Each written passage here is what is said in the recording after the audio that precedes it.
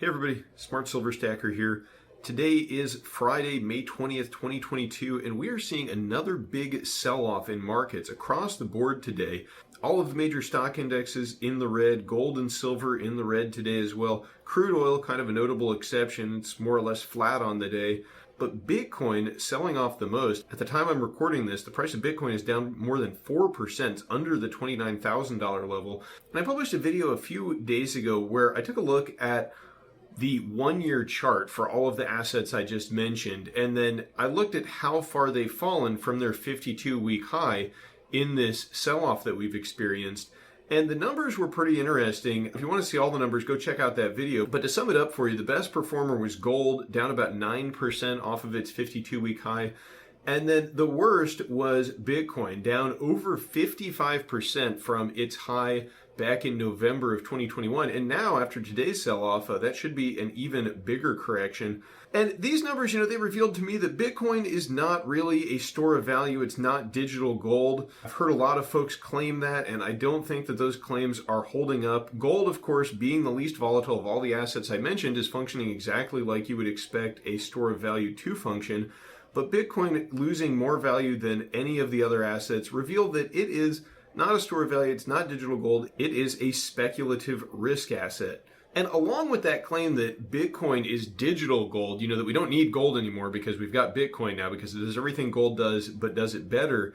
Along with that claim, another one I hear is that gold and silver are worthless. They're rocks. That's the term you hear. They're just shiny rocks. And that they're just some kind of holdover from, the medieval era. Medieval is a word I've seen bandied about on some forums and in some comments. Honestly, this claim is so ridiculous on its face, especially in terms of silver, because silver is probably the most useful industrial commodity that we have, with the exception of crude oil, just in terms of the sheer number of applications.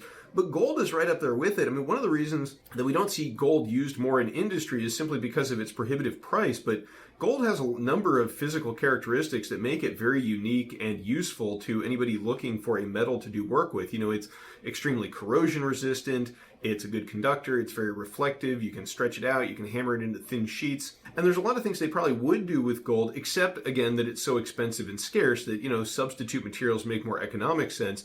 But in cases where you need like the absolute best material, a lot of times it is gold. Just look at the Voyager spacecraft that we sent off, I think it was back in the late 70s, early 80s. And attached to the spacecraft, we had a record of humanity. It was some data, including a recording of some language, some songs, some cultural stuff, I think a diagram of the human body. And this is in case, some sentient life out there finds that space probe someday. But, what they coated those records with was gold, because gold is the kind of material that would allow that record to survive interstellar flight for millennia or potentially millions of years. And so when you need the absolute best, you do use gold, and it's a very useful material. And that's the reason that gold has been viewed as a store of value for thousands of years. There's a reason that governments and central banks hold gold as a reserve. And that's because it's not just a worthless holdover from the medieval era, it's actually a very useful material. And when I made that video a couple days ago, it kind of reminded me that a surefire way to get some hate in the comments of your video is to criticize Bitcoin in any way. And there just seems to be a level of almost zealotry among the supporters of Bitcoin that is unrivaled among other asset classes. And this, in and of itself, I do view as sort of being an indication of Bitcoin being in a bubble. And in addition to that zealotry among the most diehard advocates, it's also just kind of the general level of awareness of Bitcoin and cryptocurrencies among the public. There was a poll conducted by Grayscale that revealed that 55% of Bitcoin investors began investing as recently as 2021. More than half of those who have invested in Bitcoin are very new to the party. And this number, I think, especially in light of the recent sell-off, is indicative of two things. The first is that the pool of new buyers has probably already been diminished significantly. So there's not going to be a lot more money from the retail investor crowd to come into Bitcoin and crypto. And I'd imagine the recent sell-off would probably discourage that even further. But eventually you're just going to run out of people who are going to be willing to pay these exorbitant valuations for digital tokens. And then the second thing is you realize that a lot of the people who bought Bitcoin now after this sell-off are probably underwater in their cryptocurrency investment. They probably bought in at much higher levels, And I'm sure that a lot of the advocates of cryptocurrency out there are just saying, well, don't worry, just hodl, hold on for dear life. The price is bound to go up to $1,000,000. But I have a strong feeling that a lot of those investors who are new to crypto and who bought in at higher prices, they're going to end up being bag hodlers, not just hodlers.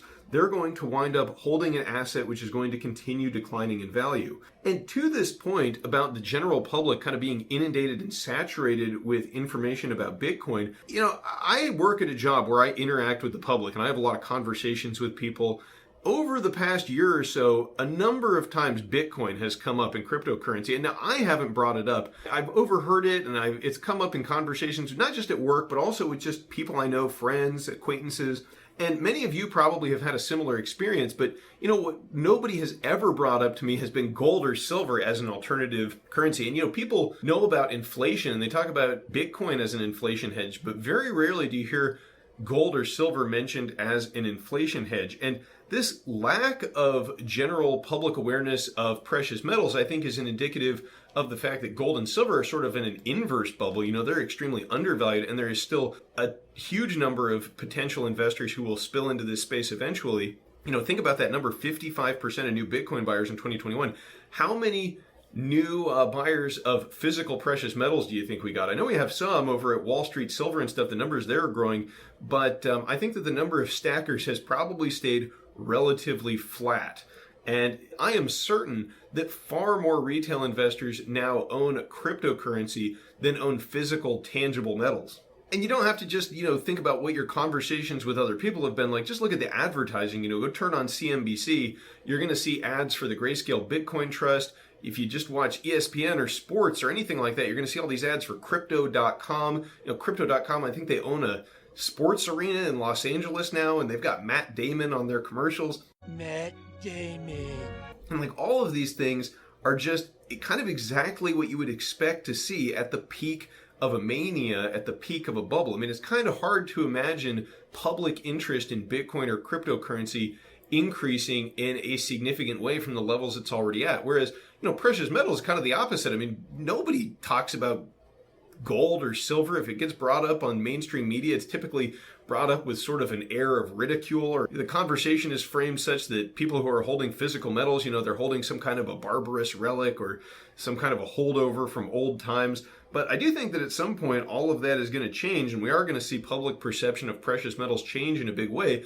And, when that happens, that's when we're going to start to see really big price moves in gold and silver, because I am convinced that they are in sort of an inverse bubble.